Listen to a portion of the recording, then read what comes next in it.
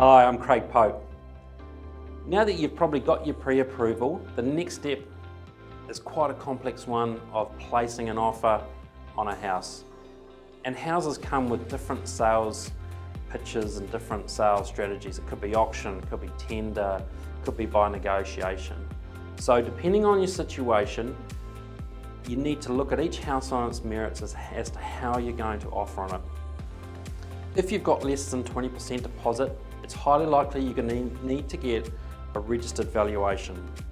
So ideally, you want to be able to place an offer that's subject to finance, that allows time that once it's accepted, that you can get a valuation done, and any other due diligence that you want to get done, like a building report. Now, unfortunately, in the hot property market, placing offers subject to finance and other conditions can be a hindrance. So you've got two options. One is you place the offer that is subject to conditions like finance, builder's report, LIM report, title search, insurance, and that could be anywhere between 5 and 10 working days. That's ideally how you want it to roll as a first home buyer, okay? But sometimes if it's an auction or really competitive situation and you've got less than 20% deposit, then you may want to get all your due diligence done before putting in a cash offer. Now that means obviously getting things like a building report done, the title checked, etc. before you place the offer. And that may also mean getting the valuation done, paying for it, getting it done, getting it checked by the bank before you place the offer.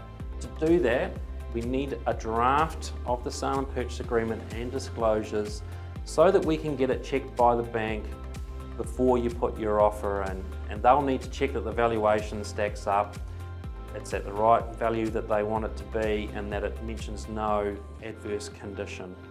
Okay.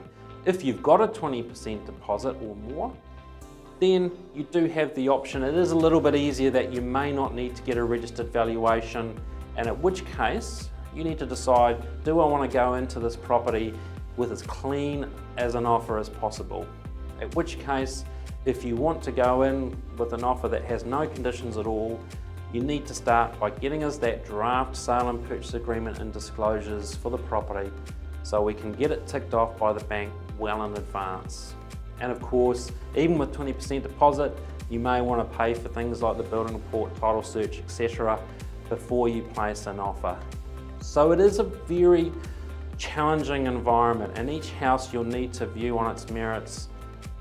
If your deposit's less than 20%, again, highly likely you'll need a registered valuation.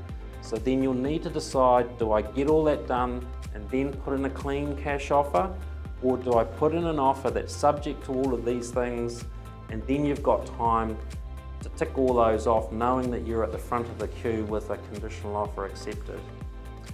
Having 20% or more deposit does make life a bit easier, but remember, each bank handles these situations differently. And again, some banks make the journey easier than others, even with a 20% deposit. So do get our help and advice in working through the process and holding your hand and making it as stress-free as possible. Good luck.